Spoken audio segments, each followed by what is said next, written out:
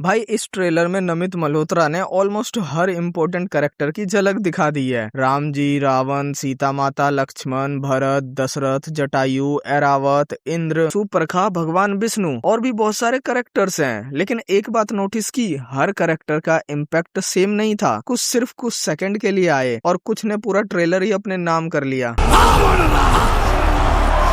तो आज हम माइथोलॉजी के हिसाब से नहीं, सिर्फ ट्रेलर के प्रेजेंटेशन के हिसाब से इन सब कैरेक्टर को रैंक करेंगे। कौन था ट्रेलर का एमवीपी और किसने सिर्फ एक दो शॉट्स में ही गूज़बम्प्स दे दिए। तो आज हम ट्रेलर के अकॉर्डिंग रैंक करेंगे टॉप 10 कैरेक्टर्स। और मैं फिर से कह रहा हूँ, ये रैंकिंग माइथोलॉजी के पावर के हिसाब से नहीं, सिर्फ ट्रेलर ने किस कैरेक्टर को कितना इम्पैक्टफुल प्रेजेंट किया है उसके बेसिस पर है। तो चलो शुरू करते हैं। नंबर 10, भरत। ट्रेलर में भरत का स्क्रीन टाइम बहुत कम है, लेकिन सिर्फ कुछ सेकंड में ही मेकर्स ने उनके कैरेक्टर का पूरा इसेंस दिखा दिया। एक शॉट में भरत राम जी के खड़ाऊ को अपने हाथ में पकड़े हुए दिखते हैं और नेक्स्ट फ्रेम में वही खड़ाऊ अयोध्या के सिंहासन पर रखी होती है। अब अगर किसी को रामायण का कॉन्टेक्स्ट नहीं पता तो उसके लिए ये सिर्फ एक इमोशनल शॉट होगा, लेकिन जिन लोगों को स्टोरी पता है उनके लिए ये ट्रेलर का मोस्ट इमोशनल मोमेंट्स में से एक है। भरत चाहे तो खुद किंग बन सकते थे, पूरे किंगडम का सपोर्ट उनके पास था, लेकिन उन्होंने थ्रोन एक्सेप्ट ही नहीं किया। इंस्टेड उन्होंने राम जी के खड़ाऊ को ही असली किंग माना। और ये सिर्फ रिस्पेक्ट नहीं था, ये लॉयल्टी का हाईएस्ट लेवल था। और ऑनेस्टली मुझे लगता है ट्रेलर में मेकर्स ने सिर्फ 2-3 सेकंड में ही भरत के पूरे कैरेक्टर को डिफाइन कर दिया है। इसलिए मेरी रैंकिंग में भरत नंबर 10 पर है। नंबर 9 पर है शूर्पणखा। और ऑनेस्टली ट्रेलर में इनका स्क्रीन टाइम ज्यादा नहीं है, लेकिन जितने भी शॉट्स हैं वो काफी इंपॉर्टेंट है, क्योंकि रामायण की सबसे बड़ी वॉर की शुरुआत इसी कैरेक्टर से होती है। ट्रेलर में हमें क्लियरली दिखाया गया है कि शूर्पणखा राम जी से अट्रैक्ट हो जाती है, लेकिन जब उनका प्रपोजल रिजेक्ट होता है तो उनका गुस्सा माता सीता की तरफ मुड़ जाता है और उसके बाद लक्ष्मण जी उनकी नाक काट देते हैं। बस यहीं से पूरी रामायण का डायरेक्शन चेंज हो जाती है। यही इंसिडेंट इवेंचुअली सीता हरण और राम रावण वॉर की वजह बनता है। मुझे ट्रेलर में शूर्पणखा का लुक काफी डिफरेंट लगा, ना ओवर द टॉप मॉन्स्टर जैसा, ना ही कम्प्लीटली ह्यूमन। एक मिस्टीरियस और डार्क वाइब देने की कोशिश की गई है। और ऑनेस्टली मैं देखना चाहता हूँ कि मेकर्स इस कैरेक्टर को कितनी डेप्थ देते हैं, क्योंकि अगर शूर्पणखा का रोल इमोशनली स्ट्रॉन्ग लिखा गया तो ये कैरेक्टर ऑडियंस को सरप्राइज कर सकता है। और इसी वजह से मेरी रैंकिंग में शूर्पणखा नंबर 9 पर है।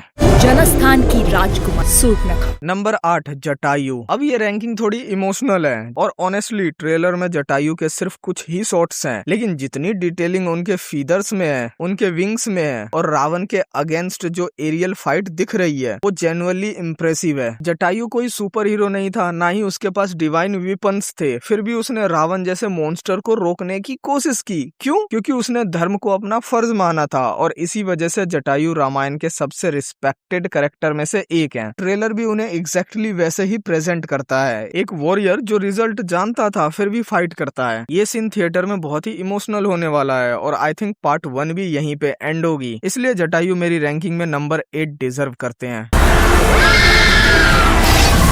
नंबर 7, दशरथ। और अब बात करते हैं उस कैरेक्टर की जिसके बिना रामायण शुरू ही नहीं होती, महाराज दशरथ। और हम लोगों को पता है ये हमारे असली राम जी तो यही है। ट्रेलर में उनका सबसे इम्पोर्टेंट सीन है पुत्र कामेष्टि यज्ञ, जहां अग्निदेव प्रकट होते हैं। ये सिर्फ एक रिलीजियस सीन नहीं है, ये एक्चुअली पूरी रामायण का ओरिजिन पॉइंट है। इसी यज्ञ के वजह से राम, लक्ष्मण, भरत और शत्रुघ्न का जन्म होता है। और मुझे एक चीज बहुत अच्छी लगी, मेकर्स ने इस सीन को बहुत ग्रैंड बनाया है। Fire effects, set design, royal costumes, सब कुछ प्रीमियम लग रहा है। दशरथ के एक्सप्रेशन भी एग्जैक्टली वैसे ही लगे जैसे कि एक किंग का होना चाहिए, जिनके पास सब कुछ है, बस एक वारिस नहीं है। और honestly Nitesh Tiwari emotional scenes को हैंडल करना अच्छे से जानते हैं, इसलिए मुझे लगता है कि दशरथ और राम जी के इमोशनल मोमेंट्स फिल्म के स्ट्रॉन्गेस्ट पॉइंट में से एक होंगे। इसी वजह से मेरी रैंकिंग में दशरथ नंबर 7 पर है।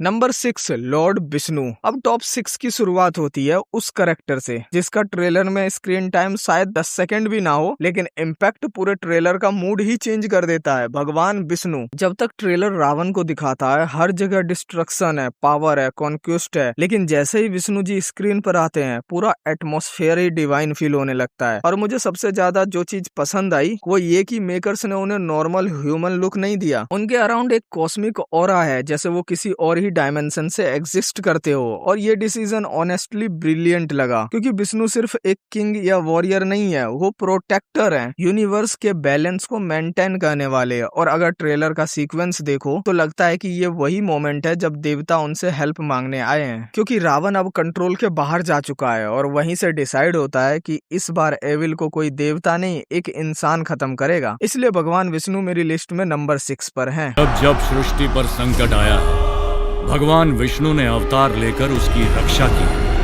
नंबर 5 पे है ऐरावत। ऑनेस्टली मैंने एक्सपेक्ट ही नहीं किया था कि ट्रेलर में ऐरावत इतना बड़ा सरप्राइज होगा। बस एक शॉट और पूरा इंटरनेट उसकी बातें करने लगा। ये ही सक्सेसफुल कैरेक्टर डिजाइन की पहचान होती है। ऐरावत का साइज देखो, उसकी डिटेलिंग देखो, गोल्डन आर्मर देखो और सबसे इम्पोर्टेंट उसकी प्रेजेंस देखो। वो स्क्रीन पर आता ही ऐसे है कि तुरंत फील होता है ओके अब देवलोक आ गया है। और फिर उसके सामने खड़ा है रावण। यही ट्रेलर एक बहुत स्मार्ट स्टोरी टेलिंग करता है। मेकर्स हमें इनडायरेक्टली बता रहे हैं रावण सिर्फ ह्यूमन से नहीं लड़ रहा, वो देवताओं के लेवल पर पहुंच चुका है। और जब रावण ऐरावत को ओवर पावर करता हुआ दिखता है तब समझ आता है कि मेकर्स विलन को कितना डेंजरस बिल्डअप करना चाहते हैं। इसलिए मेरे लिए ऐरावत सिर्फ एक एनिमल नहीं, ट्रेलर का वर्ल्ड बिल्डिंग एलिमेंट है। इसी वजह से ऐरावत नंबर 5 डिजर्व करता है। नंबर 4 माँ सीता। अब आते हैं उस कैरेक्टर पर जिसके बिना रामायण की कहानी एग्जिस्ट ही नहीं करती, माँ सीता। और ऑनेस्टली साई पल्लवी को देखकर मेरी सारी डाउट्स खत्म हो गई। उनके पास ओवर एक्टिंग नहीं है, ना अननेसेसरी एक्सप्रेशन, बस सिंप्लिसिटी। और वही सिंप्लिसिटी उन्हें अलग बना देती है। जब भी ट्रेलर में उनका क्लोजअप आता है फेस पर एक अजीब सी शांति दिखाई देती है, एग्जैक्टली वैसे ही जैसे हम बचपन से माँ सीता को इमेजिन करते आए हैं। लेकिन एक और चीज नोटिस करने लायक है, ट्रेलर के कुछ शॉट्स में लगता है कि मेकर्स उन्हें सिर्फ हेल्पलेस क्यून की तरह नहीं बल्कि मेंटली स्ट्रॉन्ग और कंपोज्ड कैरेक्टर की तरह प्रेजेंट कर रहे हैं। और अगर कॉमिक एडेप्शन को फॉलो किया गया तो शायद उनके वॉरियर साइड के भी थोड़ी से ग्लिम्स देखने को मिले। ये ट्रेडिशनल एडेप्शन से थोड़ा डिफरेंट होगा, लेकिन देखना इंटरेस्टिंग रहेगा कि फिल्म इसे कैसे एग्जीक्यूट करती है। ओवरऑल उनका लुक, कॉस्ट्यूम, डायलॉग डिलीवरी और बॉडी लैंग्वेज सब कुछ बहुत नेचुरल लगा। इसलिए माँ सीता मेरी रैंकिंग पर नंबर 4 पर है। और भाग्य में जो भी लिखा है मुझे स्वीकार है।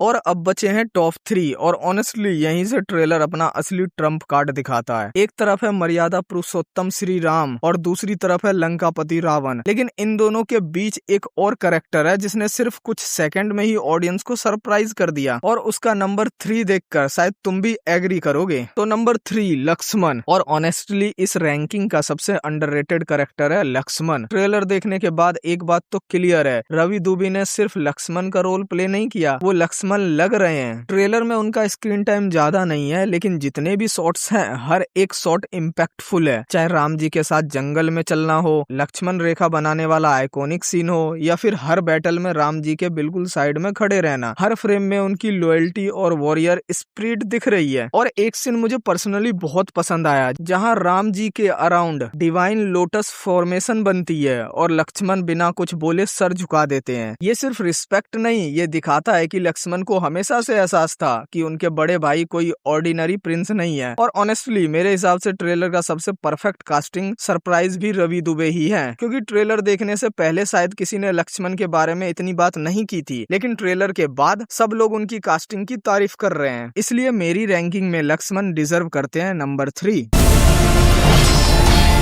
अब बात करते हैं इस ट्रेलर के सोल की, प्रभु श्री राम। और ऑनेस्टली बहुत लोग बोल रहे हैं कि ट्रेलर में राम जी को कम दिखाया गया है, लेकिन मुझे लगता है कि यही मेकर्स का स्मार्टेस्ट डिसीजन था, क्योंकि हीरो को पावरफुल दिखाने का इजी तरीका होता है उसे हर फ्रेम में दिखाओ, लेकिन ग्रेटेस्ट हीरोज अपनी प्रेजेंस से याद रहते हैं, स्क्रीन टाइम से नहीं। ट्रेलर में राम जी का पहला प्रॉपर शॉट ही देख लो, शब्द भेदी बाण, आईज कवर्ड लेकिन एम परफेक्ट। यही समझ आ जाता है कि ये सिर्फ वॉरियर नहीं, ये डिसिप्लिन का सिंबल है। उसके बाद विश्वामित्र के साथ जर्नी, पिनाक धनुष, वनवास और फाइनली 14,000 राक्षसों के अगेंस्ट बैटल की ग्लिम्स। सिर्फ कुछ सेकंड्स में ही मेकर्स ने राम जी की पूरी जर्नी टीज कर दी। और एक बात नोटिस करना, रावण के ऑलमोस्ट हर शॉट में अग्रेशन है, लेकिन राम जी के ऑलमोस्ट हर शॉट में कामनेस है। कोई गुस्सा नहीं, कोई ईगो नहीं, बस कॉन्फिडेंस। और शायद यही इन दोनों कैरेक्टर का बिगेस्ट डिफरेंस है। एक पावर दिखाता है, दूसरा पावर कंट्रोल करता है। इसलिए मेरे लिए लॉर्ड कोड राम नंबर 2 पर है। और एक रीजन ये भी है कि रणवीर कपूर राम जी के किरदार में थोड़े से जच नहीं रहे, इसलिए मेरे रैंकिंग में ये नंबर 2 पे है।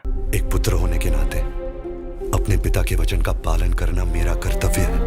और फाइनली वो कैरेक्टर जिसने पूरा ट्रेलर चुरा लिया, लंकापति रावण। ऑनेस्टली ये ट्रेलर राम जी से ज्यादा रावण का ट्रेलर लग रहा है, और बिलीव मी ये कोई कंप्लेन नहीं है, ये कॉम्प्लीमेंट है, क्योंकि मेकर्स एग्जैक्टली वही कर रहे हैं जो एक लेजेंडरी स्टोरी को करना चाहिए। सबसे पहले विलन को एस्टेब्लिश करो, और भाई यश का screen presence absolutely insane. Entry देखो, एक किक में लंका का गेट तोड़ देता है, आर्मी को अकेला डिस्ट्रॉय करता है, फिर किंग के रूप में थ्रोन पर बैठता है, उसके बाद तीनों लोग जीतने की बात करता है। और हर जगह रावण को ऑलमोस्ट अनस्टॉपेबल फोर्स की तरह प्रेजेंट किया गया है। और मुझे सबसे ज्यादा जो चीज पसंद आई वो उसका डुअल पर्सनैलिटी फील हुआ। एक तरफ शिव भक्त, दूसरी तरफ दुनिया जीतने की एम्बिशन। ये लेयर्स ही रावण को सिर्फ विलन नहीं, एक आइकॉनिक कैरेक्टर बनाती है। और ऑनेस्टली अगर विलन इतना पावरफुल फील होगा तभी तो क्लाइमेक्स में राम जी की विक्ट्री गूज़बम्प्स देगी। इसलिए ट्रेलर के हिसाब से रावण डिजर्व करता है नंबर 1।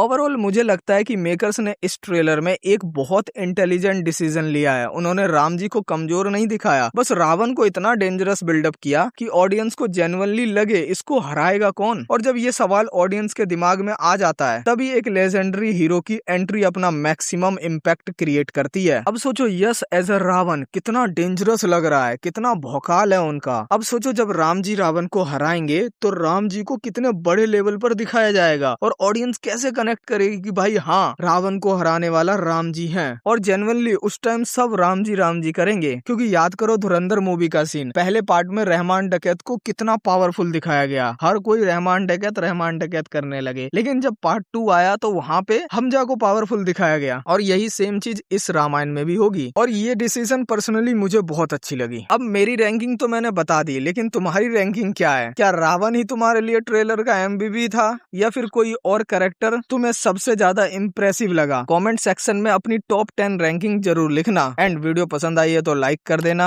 एंड चैनल पर नए हो तो सब्सक्राइब करना